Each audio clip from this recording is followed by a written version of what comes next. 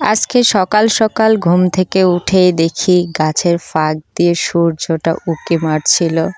আর এই দৃশ্যটা দেখতে তো অনেক বেশি ভালো লাগছিল। তো গাইস, আসসালামু আলাইকুম, কেমন আছেন আপনারা সবাই? আশা করি সবাই ভালো আছেন, আমিও ভালো আছি। তো আজকে ছোট্ট একটা ব্লগ আপনাদের জন্য নিয়ে আসলাম। আর ফুল দেখতে কার কার ভালো লাগে? আমার তো অনেক বেশি ভালো লাগে। তো সকালে ঘুম থেকে উঠে আমরা সকালবেলা আগে ছাগলগুলোকে ঘর থেকে বের করে খাবার খেতে দেই। তো আমি সেদিন পাতা খেতে দিয়েছিলাম। পরে সকালে বাসি কাজটা সেরে আতিয়াকে খাইয়ে দিয়ে ও চলে গেল এক্সামের জন্য। আর এক্সাম দিয়ে এসে আমি আর আতিয়া একটু বাইরে ঘুরতে গেলাম। ঘুরতে গিয়ে দেখি আমার আত্মীয় সোনাটা কানে ফুল গুজে দিয়েছে। তারপর ফুল কানে দিয়ে আমরা আর একটু সামনে এগিয়ে গেলাম। দেখুন তো আকাশটা দেখতে কত সুন্দর লাগছে। আর ওই যে দেখেন, গায়ের মেঠো পথ ধরে এক ছোট্ট রাজকন্যা হেঁটে হেঁটে দৌড়ে দৌড়ে চলে আসছে আমার কাছে। আর এই জিনিসটা দেখতে না আমার অনেক বেশি ভালো লাগে। তো ঘোরাঘুরি শেষ করে বাসায় এসে দেখি আমাদের জন্য একটা হাঁস নিয়ে চলে এসেছে। এটার নাম রাজহাঁস। তো এটার কস্ট পড়েছে আমাদের 1400 টাকা। পরে আমরা এটা জবাই করে ভালোভাবে ক্লিন করে এটা মাংসটা কেটে রেডি করে রেখেছি। তো আপনাদের সঙ্গে এই রান্নাটাও একটু শেয়ার করে নিই। তো হাঁসের মাংস আমরা যদি মাটির চুলোয় রান্না করতে যাই, প্রথমে একটা কড়াইয়ে মাংসটা রেখে এখানে পরিমাণ মতো হলুদের গুঁড়ো আর মরিচের গুঁড়ো আমি দিয়ে দিলাম। তারপরে পরিমাণ মতো লবণ দিয়ে দিলাম। তারপরে এক এক করে আদা রসুনের বাটা দিয়ে দিলাম। এরপরে আমি দিয়ে দিলাম তেজপাতা আর গোটা গোটা শুকনো মরিচ। এরপরে দিয়ে দিব আমি আস্ত রসুন।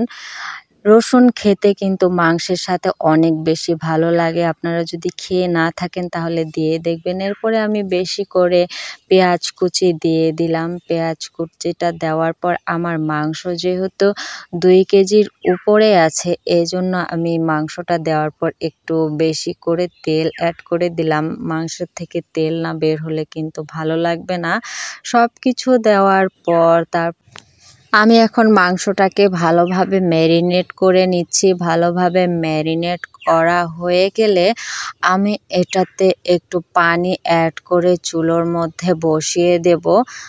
তবে হাঁসের মাংস অনেকেই কড়াইয়ে না দিয়ে প্রথমে আগে প্রেসার কুকারে দিয়ে একটু ভালো করে সিদ্ধ করে নেয়। তবে আমাকে এইভাবেই কড়াইয়ে বেশি ভালো লাগে, কারণ খড়ির চুলোতে এইভাবে কড়াইয়ে রান্না করলে হাঁসের মাংস তো অনেক বেশি মজা লাগে।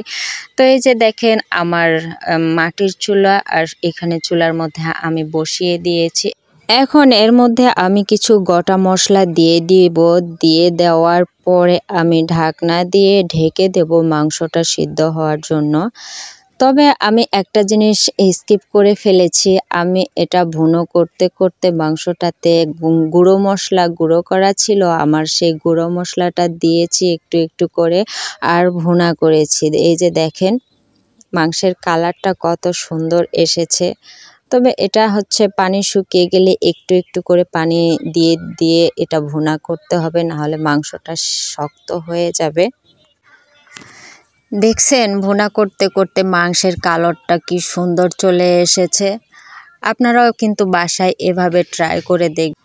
মাংসের কালারটা কিন্তু যেমন সুন্দর এসেছে, খেতেও কিন্তু অনেক বেশি টেস্টি হয়েছিল। আমি তো এডিট করছি আর ভাবছি যে আবার যদি মাংসটা খেতে পারতাম, কিন্তু শেষ হয়ে গেছে। ইনশাআল্লাহ আবার রান্না করে আবার খাবো। তো আজকের ভিডিওটা এ পর্যন্তই। ফাইনালি দেখেন আমার মাংসের কালার কেমন এসেছে, অনেক লোভনীয়, তাই না? তো সবাই আমার চ্যানেলটি ভালো লাগলে লাইক অ্যান্ড সাবস্ক্রাইব করবেন। সবাই ভালো থাকবেন, আমাদের জন্য দোয়া করবেন। আল্লাহ হাফেজ, আসসালামু আলাইকুম।